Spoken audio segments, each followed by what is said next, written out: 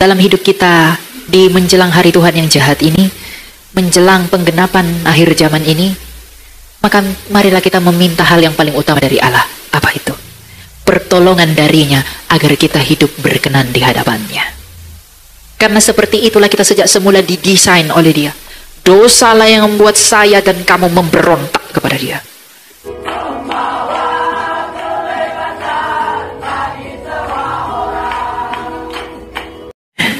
Ya, kita akan belajar firman Tuhan dari surat Rasul Yohanes yang pertama kepada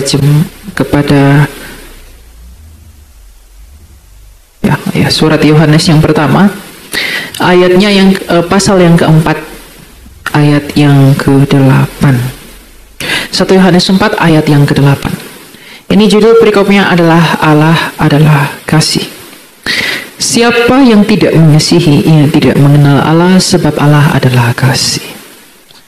Kalau kita lanjut ke ayat 9, penjelasan dari ayat ini, dalam hal inilah kasih Allah dinyatakan di tengah-tengah kita, yaitu bahwa Allah telah mengutus anaknya yang tunggal ke dalam dunia supaya kita hidup olehnya. Siapa yang tidak mengasihi, ia tidak mengenal Allah, sebab Allah adalah kasih. Dalam hal inilah kasih Allah dinyatakan di tengah-tengah kita, yaitu bahwa Allah telah mengutus anaknya yang tunggal ke dalam dunia supaya kita hidup olehnya. Ketika kita berbicara bahwa Allah adalah kasih, apakah kita sungguh-sungguh dapat memahami bahwa memang Allah adalah kasih? Ketika kita berbicara bahwa Allah adalah kasih, itu bukan tentang suatu kasih atau sebuah kasih, tapi Allah adalah kasih itu sendiri. Dan berbicara tentang Allah adalah kasih tidak bisa dipahami oleh manusia kalau manusia itu tidak mengenal siapa dirinya. Oleh karena itu, saya akan mengaitkan bahwa Allah adalah kasih ini dengan peristiwa mula-mula, yaitu ketika Tuhan menciptakan manusia. Apakah Anda mengerti mengapa Anda ada di dunia ini? Apakah manusia mengerti mengapa ia dicipta ada di dunia ini? Ketika Allah yang agung dalam kemuliaannya berkata, beranak cuculah dan penuhilah seluruh bumi, apakah artinya semuanya itu? Ada orang yang mengatakan, manusia diciptakan untuk menyembah Allah. Ada yang lain mengatakan, manusia diciptakan untuk bersorak-sorai kepada Allah. Ada yang mengatakan, manusia diciptakan Allah untuk menjadi pesuruhnya Allah. Ada juga mengatakan, Allah menciptakan manusia hanya untuk menyembah Allah. Itu tidak benar. Karena Allah kita bukan Allah yang senarsis itu. Ia tidak membutuhkan manusia untuk menyembah Dia. Sebab malaikat kudusnya menyembah Ia siang dan malam. Jadi mengapa manusia diciptakan oleh Allah? Mengapa kita sampai ada di dunia ini? Pernahkah Anda mempertanyakan itu? Mengapa aku ada di dunia ini ya Allah? Mengapa aku sampai dilahirkan di dunia ini? Mengapa nenek moyangku sampai Engkau tempatkan di bumi ini? Tujuan manusia diciptakan Allah karena Allah adalah kasih itu. Tujuan manusia diciptakan Allah adalah untuk menjadi objek kasihnya. Allah itu kekal dan Allah itu juga adalah kasih. Maka kasihnya yang kekal itu Dia mau membagikannya. Kepada siapa Dia membagikannya? Selain Dia membagikan dan mengaliri kasihnya kepada anaknya Yesus Kristus sejak kekal itu, tapi Dia juga menciptakan kita agar kita dapat dialiri oleh kasihnya. Jadi Allah menciptakan manusia bukan untuk tujuan yang licik, bukan untuk tujuan yang jahat, bukan untuk tujuan yang kotor, tapi Allah menciptakan kita semata-mata hanya oleh karena kasihnya saja. Dan Allah tidak berharap apapun daripada kita.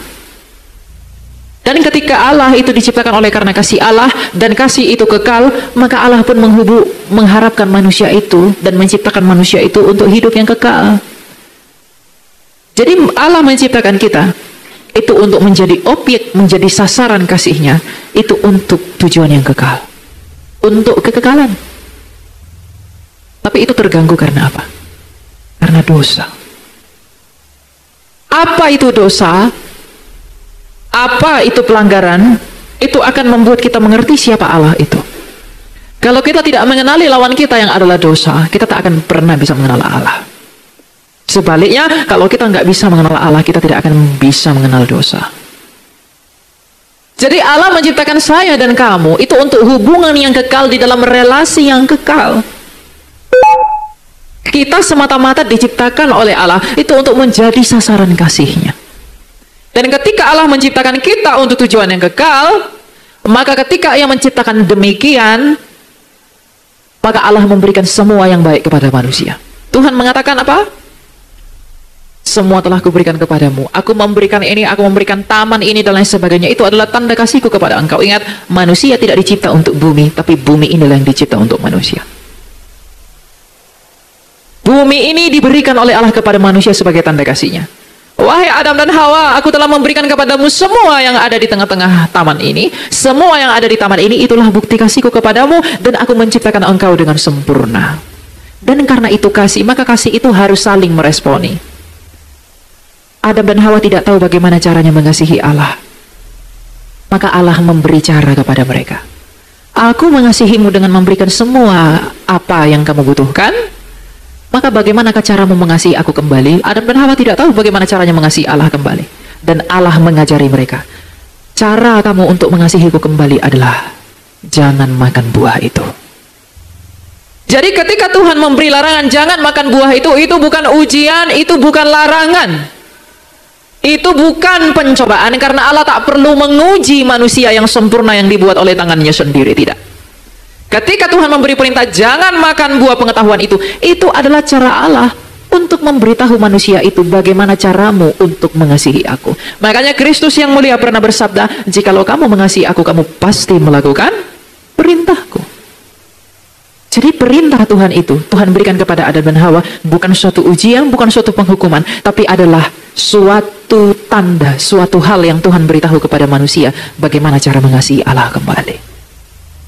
Dan pada akhirnya, ketika manusia itu gagal, dan ketika manusia itu jatuh ke dalam dosa, dan ketika manusia itu makan buah pengetahuan itu menjadi tanda bahwa manusia itu gagal mengasihi Allah. Dan ketika manusia itu gagal mengasihi Allah, maka manusia itu pun mati. Apa arti kematian? Arti kematian adalah kita terpisah dari kehidupan. Siapakah kehidupan itu? Allah. Jadi kematian yang sesungguhnya adalah bukan tentang kematian tubuh. Kematian tubuh ini adalah efek terpisahnya kita dari Allah. Ingatlah bahwa kita diciptakan dari dua hal. Kita diciptakan dari debu tanah, dan untuk dihidupkan kita diberi nafas Allah. Hidupnya Allah di dalam kita. Yang artinya sejatinya kita ini hidup bergantung terus-menerus kepada hidupnya Allah. Sebab nafas yang ada di dalam kita ini berasal dari Allah. Jadi sejak semula Allah menciptakan kita untuk tujuan yang kekal, untuk hubungan yang kekal. Dan ketika kita gagal meresponi kasihnya itu, maka kita pun berpisah dengan dia. Kita terpisah dari kehidupan dia. Ketika kita terpisah dari hidupnya Allah itu, maka manusia pun mati. Dan ketika hidupnya Allah tidak lagi menopang hidupnya kita, maka manusia semakin lama semakin menua dan mati. Itulah mengapa kematian itu ada. Kematian itu adalah karena kegagalan kamu dan saya mengasihi Allah. Kematian itu ada karena kegagalan kamu dan saya mencintai Allah, karena kegagalan kamu dan saya meresponi kasih Allah itu yang disebut sebagai dosa. Dosa itulah yang membuat kita terpisah dari hidupnya Allah. Makanya kalau ada orang bilang, oh saya tidak percaya adanya Tuhan, saya tidak percaya adanya Tuhan. Itu orang-orang ngomong begitu, itu orang-orang bodoh. Kalau dia tidak percaya adanya Tuhan, lalu mengapa ada kematian? Tuhan ciptakan kamu bukan untuk dimatikan. Ada suatu konsep agama yang mengatakan Tuhan memang ciptakan kita, diciptakan lalu ditakdirkan untuk dimatikan. Ngapain kamu diciptakan untuk dimatikan? Jadi pahamilah betapa mulianya kamu di hadapan Allah itu. Pahamilah sejak semula betapa sempurnanya kamu dan saya dirancang oleh Allah. Pahamilah sejak semula betapa besar kasih Allah kepada kita manusia, sehingga semua yang di bumi ini dicipta untuk saya dan kamu. Kalau kita mengerti betapa mulianya kita dicipta Allah sejak semula, kalau kita mengerti betapa besarnya kasih Allah kepada kita sejak semula, bahwa memang kita dicipta Allah untuk hubungan yang kekal bersama dengan Dia terus menerus. Kita diciptakan oleh Allah untuk menjadi sasaran kasih-Nya, tapi kita menjadi rusak karena dosa. Maka kita pun harus mengenali betapa mengerikannya dosa itu.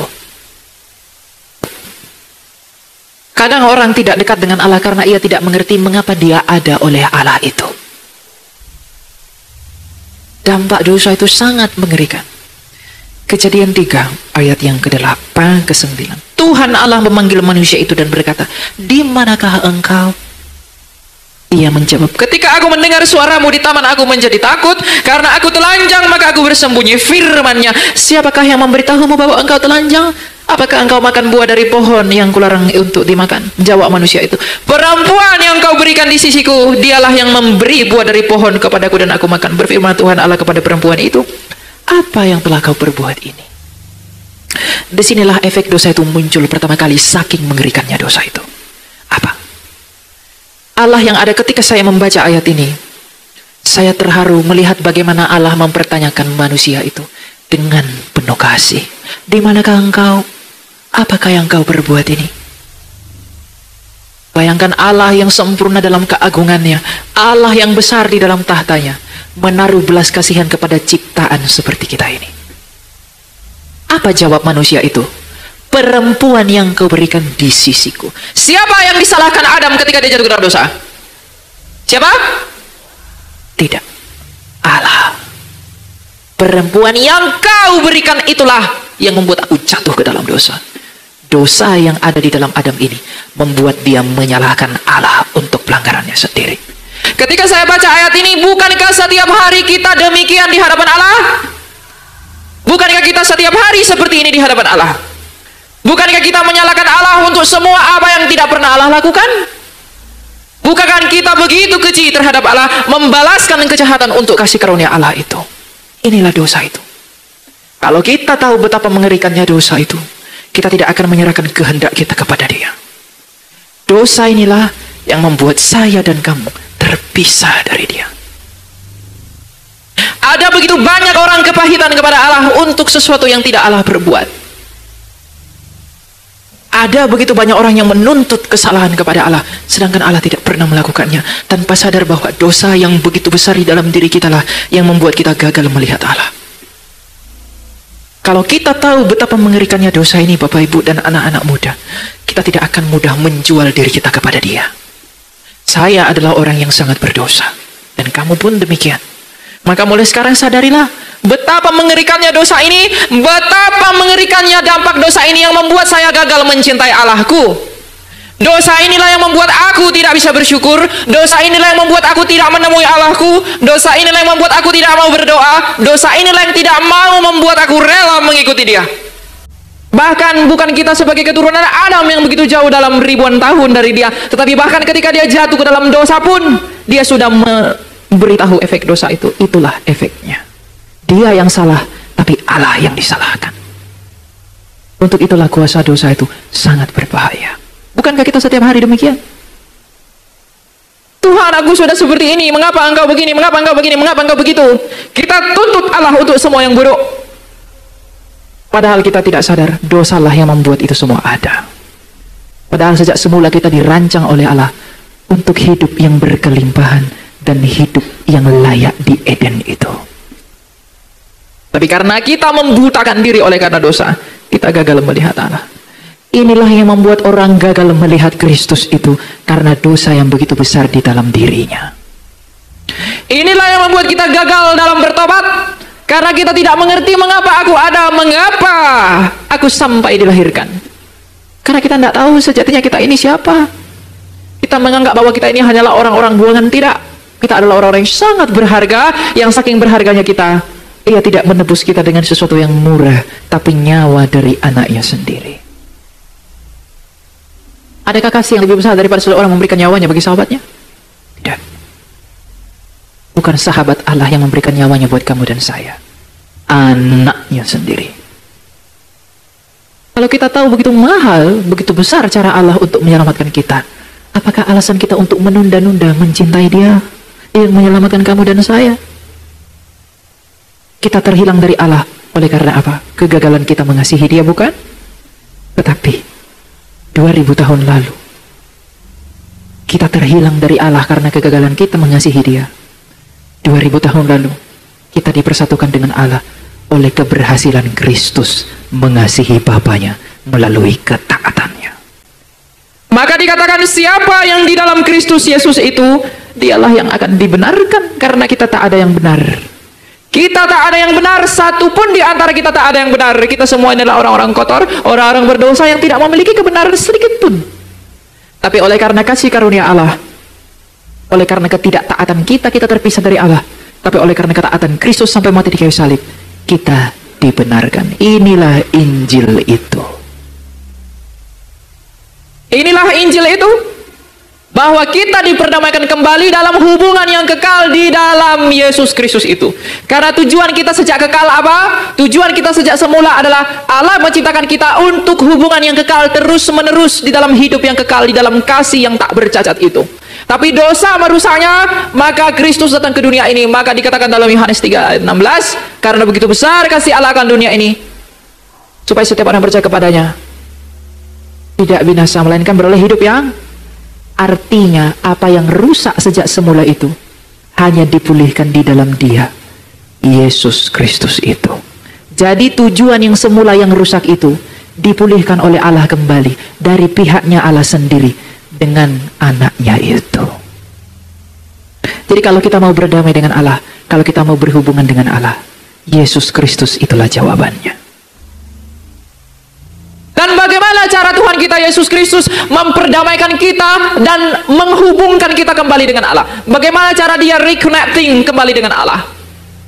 Bukan hanya dengan omong-omong doang. Yang membuat kita terpisah dari Allah adalah dosa. Maka cara Kristus untuk menghubungkan kita kembali dengan Allah adalah dengan membayar dosa itu dan mengalahkan kuasa dosa itu. Bagaimana cara Kristus mengalahkan dosa? Allah sejak mulanya berfirman bahwa ketika kamu berdosa kamu akan mati. Maka cara Kristus untuk membayar dosa itu adalah dengan menumpahkan darahnya. Ibrani 9 ayat 22 berkata, tidak ada pengampunan dosa tanpa penumpahan darah. Jadi cara Kristus memperdamaikan kita kembali bukan hanya ngomong-ngomong saja. Dia memperdamaikan kita kembali dengan Allah sebagaimana kita diciptakan sejak semula adalah dengan menumpahkan darahnya yang tak bercacat itu, agar di dalam darah yang terdapat nyawanya itu Ia dapat memperdamaikan kita dengan Allah. Dan selain daripada dengan membayarnya dengan darahnya yang kudus, Dia mengalahkan dosa dan kuasanya. Bagaimana cara Kristus mengalahkan dosa dan kuasanya itu? Di dalam 1 Korintus 15 dikatakan, sengat maut adalah dosa. Dosa itu, upah dosa adalah maut. Jadi bagaimana cara Kristus mengalahkan dosa? Dengan menyalahkan kuasanya, yaitu maut. Dan kapan Kristus mengalahkan kematian itu? Ketika Dia bangkit pada hari ketiga. Jadi ketika Kristus itu bangkit pada hari ketiga, dan ketika Ia telah menyelesaikan darahnya yang mulia di atas Kalvari, Ia sedang memberitahu dunia bahwa inilah aku, wahai manusia.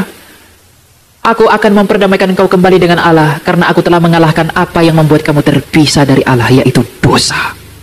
Aku telah membayar dosamu dengan darahku yang kudus. Seharusnya darahmu lah yang tertumpah. Dan aku telah menggantikannya bagi kamu. Dan aku telah mengalahkan kuasa dosa itu. Lihatlah, kematian tidak dapat menahan aku. Aku telah menginjak-injak kuasa kematian itu. Aku telah hidup kembali dari kematian itu.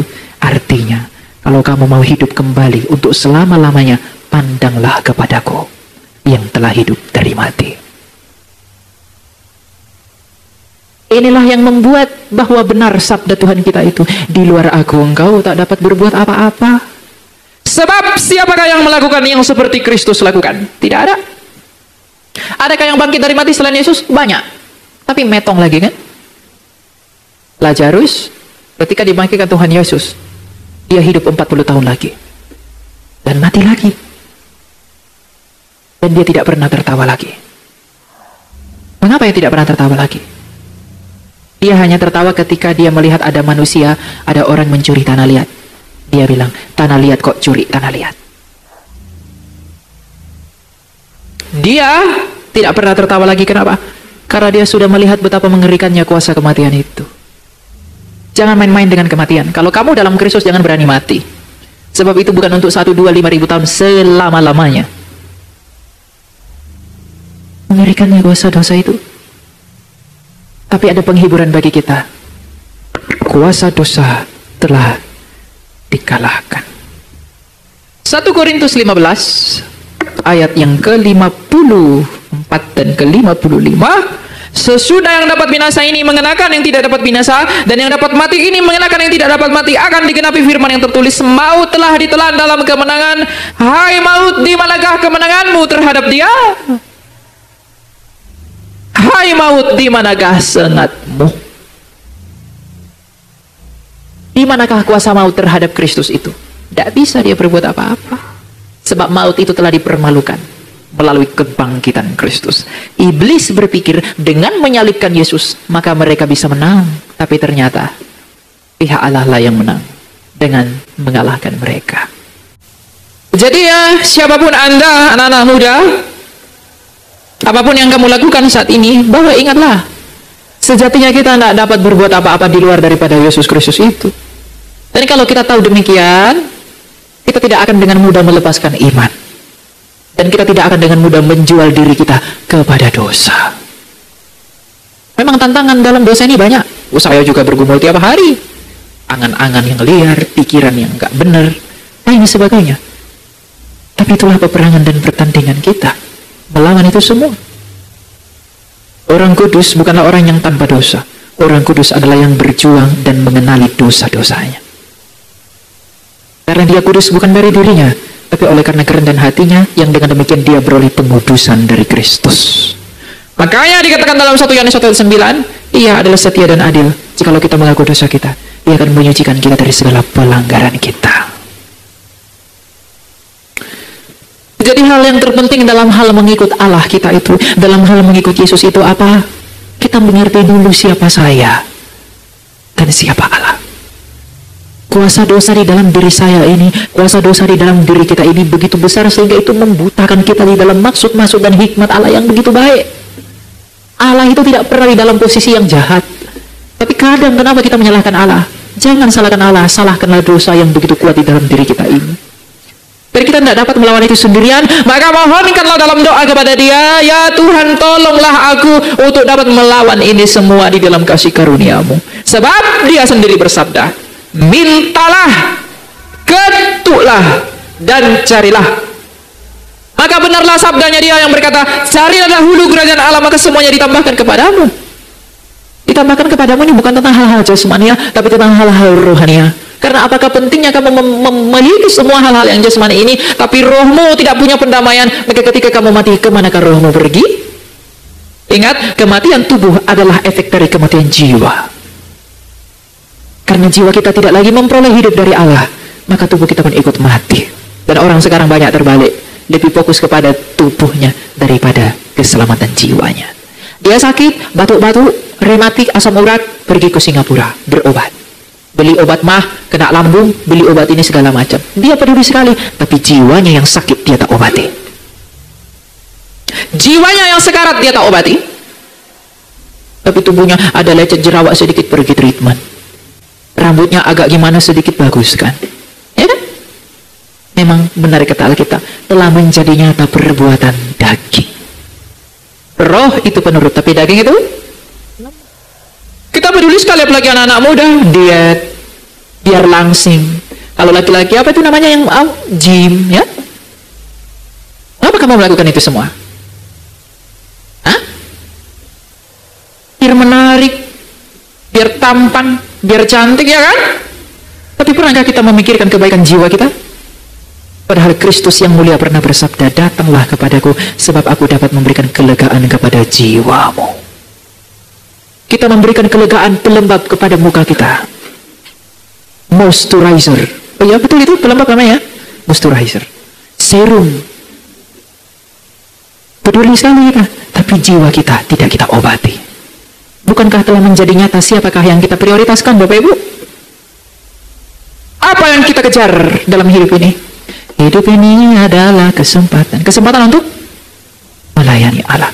Melayani Allah itu bukan harus berdiri di sini, menyanyi di sini, enggak. Melayani Allah itu terjadi ketika kita berusaha menyenangkan Dia dengan berusaha untuk hidup benar. Itu pelayanan itu. Sebab pelayan-pelayan seperti saya ini pun bisa banyak tertolak. Karena hanya omong-omong doang, tapi tidak mau melakukan. Banyak yang ditolak oleh Kristus dalam Matius 7. Mereka berkata, aku bermujizat, aku bernubuat. Tuhan berkata, anyahlah engkau, aku tak mengenalmu. Karena kau tak mau lakukan kehendak Bapakku. Jadi mengapa kita begitu peduli kepada tubuh dan jasmani kita, tapi kita tidak mempedulikan tentang jiwa kita? Wahai jiwaku, serukanlah dalam doamu, apakah yang engkau inginkan? Apakah yang engkau kejar, wahai jiwaku? Obat sakit tubuh, sakit leher, sakit kepala, itu ada di rumah sakit. Tapi obat sakit jiwa, itu hanya Kristus. Jadi jangan kita memperdulikan hal-hal yang lahiriah, tapi kita tidak memperdulikan hal-hal yang rohani. Jangan seperti orang munafik, cuci tangan, cuci kaki, semua bersih-bersih, tapi hati busuk. Buat apa?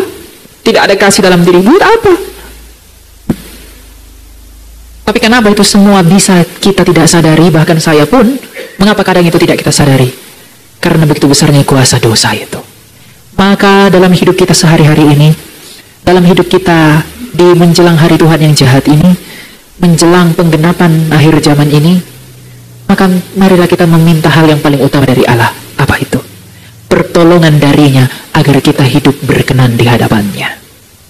Karena seperti itulah kita sejak semula didesain oleh Dia. Dosalah yang membuat saya dan kamu memberontak kepada Dia. Sejak semula tidak demikian. Dan dosa itulah yang membuat kita menderita. Dosalah yang membuat laki-laki susah cari makan, susah cari uang. Dosalah yang membuat perempuan merepet-merepet terus. Dulu tidak begitu, semua ada. Itu bukti kasih Allah. Tapi karena kita gagal mengasihi Dia, penderitaan itu pun menimpa kita. Allah itu sempurna dalam kekudusannya, dan Ia sempurna dalam kasihnya. Kitalah yang sangat bercacat memahami Dia. Allah itu sempurna dalam karyanya. Kita itulah yang begitu cacat dalam kerendahan hati kita. Kita begitu sombong dengan meninggikan diri terhadap karya Allah dan tidak mengakui Dia dalam setiap laku kita. Maka di dalam cara yang demikian itu, kita mengkhianati Dia. Sadarilah hal ini, Bapak Ibu dan anak-anak muda. Kalau kita menyadari ini lebih awal, kita akan semakin waspada di dalam latihan-latihan badannya.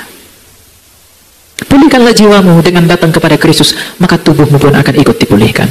Sebab kalau sejak semula jiwa kita lah yang rusak, maka tubuh kita pun ikut rusak. Maka kalau kamu ingin memperoleh tubuh yang baik, sehatkanlah dulu jiwamu. Bukankah hikmat Amsal berkata bahwa jagalah hatimu dengan segala kewaspadaan, karena dari hatimu lah terpancar kehidupan. Ada banyak sakit-sakit jasmani itu keluar dari kepahitan dan lain sebagainya. Banyak. Tidak mengampuni, kamu benci dia, kamu bunuh dia, sakit dia. Kamu kepahitan, kamu mau apa? Mengurung diri, akhirnya kamu minum racun. Jadi jiwa kita lah yang sakit. Maka sekarang sebagai penutup saya katakan, datanglah kepada Kristus yang lemah lembut dan rendah hati itu. Dan datanglah kepada Dia dengan kerendahan hatimu, membawa hatimu yang hancur untuk merenungkan segala pelanggaran dan kesalahanmu. Dan tidak hanya berhenti di situ, mohon kena pertolongan dari Dia yang disebut sebagai hakim yang adil itu, agar Ia menolong kita melakukan hal-hal yang baik di dalam pemandangan matanya. Karena kita persis tahu dan sadar, begitu besar kuasa daging kita, begitu besar kuasa dosa kita, tidak akan ada yang dapat menolong kita untuk hidup berkenan di hadapannya kalau Ia tidak sendiri yang menolong kita. Untuk itulah, sebelum Ia naik dan berangkat ke surga, Ia mengutus Roh Kudus yang keluar dari Bapa untuk menjadi penolong. Menolong untuk apa? Menuntun kita kepada seluruh kebenaran.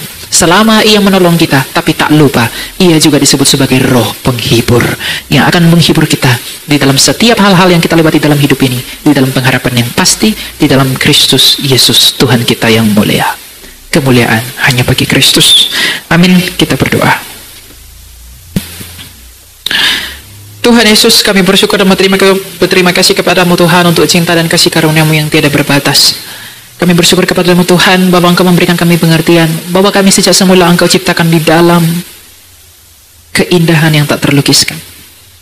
Kami Engkau rancang sejak semula di dalam hal-hal yang sempurna. Engkau memaksudkan kami di dalam maksud yang kudus. Tapi lihatlah dosa akibat dari kesombongan kami yang membuat mata kami tertutup dan batin kami terbutakan dan tidak dapat melihat Engkau. Tuhan, begitu besar kuasa dosa dalam diri kami ini. Oleh karena itu, kami mohon kepadamu, tolonglah kami agar kami dapat melawannya, agar kami dapat bertanding di dalam hidup dan di dalam perjuangan kami untuk hidup berkenan di hadapanmu.